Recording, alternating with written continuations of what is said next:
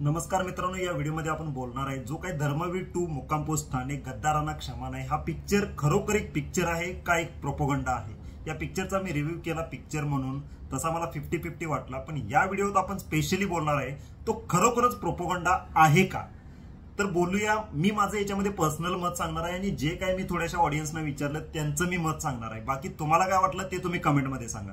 Actually picture जेव्हा चालू होतो किंवा कित्येक लोक जो काही ऑडियन्स आहे 100% जे ऑडियन्स आहेत सगळेजण ते आनंद दिघे साहेबांना बघायला या चित्रपटामध्ये जातात।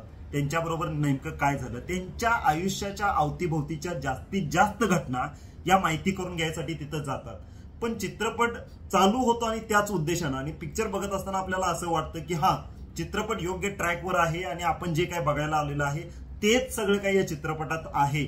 त्यामुळे आपल्याला थोडंसं समाधान, थोडीशी उत्कंठा, अंगावर काटा, शहारे सगळं काही येतं, थोडंसं थ्रिल येतं, रोमांच येतो, आपल्याला माहिती सुद्धा मिळते दिघे साहेबांच्या बद्दल, त्यांच्या आयुष्याबद्दल नेमकं काय काय होतं, कसं काय काय, म्हणजे त्यांच्या वेळचं राजकारण हे म्हणजे वलय काय असतं, त्यांचं राजकारण कोणत्या मुद्द्यांवर आधारित आहे, ही सगळी काय माहिती मिळत असते। आणि हे कुठपर्यंत होतं, हे अगदी इंटरव्हल पर्यंत होतं। आणि जसं काय इंटरव्हल येतंय, मध्यांतर येतोय, तिथून पुढे पिक्चर अक्षरशः म्हणजे वक्त बदल दिया, जज्बात बदल दिए, सब बदल दिया, असं सगळं काय होऊन जातं। म्हणजे तिथून पुढे फेको और जोर से फेको असं चालू होते। मग तिथून आपल्याला आनंद दिघे साहेब हे काय असे सेंटरला जसे बसलेले असतात ना, ते असे साईडला जातात आणि तिथून पुढे त्या सेंटरच्या खुर्चीवर, त्या सिंहासनावर येऊन बसतात आपले माननीय मुख्यमंत्री साहेब एकनाथ शिंदे साहेब। आता पिक्चरच्या दृष्टीने बघायला जर गेलं तर ते पिक्चरच्या दृष्टीने पण चुकीचं आहे। कारण का, जो काय ऑडियन्स ज्यांची तुम्ही बायोग्राफी, जो काय बायोपिक बघायला आलोय, तुम्ही त्यांना साईडलाईट करताय, त्यांना लाईमलाईट न देता दुसऱ्याच कॅरेक्टरला तिथे घेऊन येताय। एक चित्रपट म्हणून पण हे चुकीचंच आहे। आता त्याच्यामध्ये ऍक्टिंग जी काय आहे, जी क्षितिज दाते यांची, म्हणजे ती ऍक्टिंग एकनाथ शिंदे साहेबांची जी काही त्यांनी ऍक्टिंग केलेली आहे ते उत्कृष्ट आहे।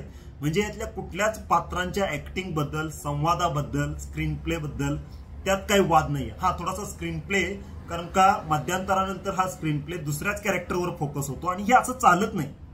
हा, आणि वास्तवात तुम्हाला फील व्हायला चालू होतं, अरे हा चित्रपट दिघे साहेबांचा वापर करून घ्यायला लागलाय। म्हणजे जो काही धर्मवीरांचं जे काही स्थान आहे ना, त्या धर्मवीरांचं सध्याची ही एकनाथ शिंदे साहेबांची शिवसेना ही त्यांच्या नावाचा वापर करून घ्यायला लागली आणि आपला प्रचार करत सुटली, हे मला फील झालं। बाकी तुम्ही पिक्चर बघा आणि तुम्ही ठरवा।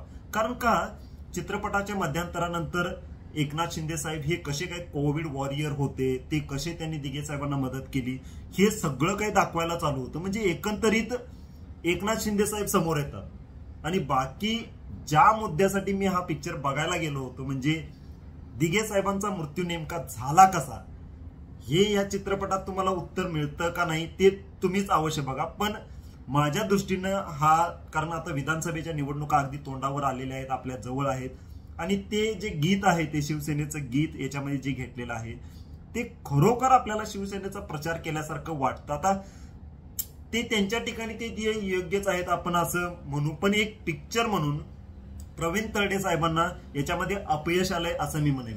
त्यांचे या आधीचे पिक्चर घ्या, मुळशी पॅटर्न असू दे, देऊळ बंद असू दे किंवा सरसेनापती हंबीरराव असू दे, दिग्दर्शन A1, कलाकृती त्या जबरदस्त होत्या, पण यामध्ये त्यांनी ते एक दिग्दर्शक म्हणून फेल जाताना मला दिसले।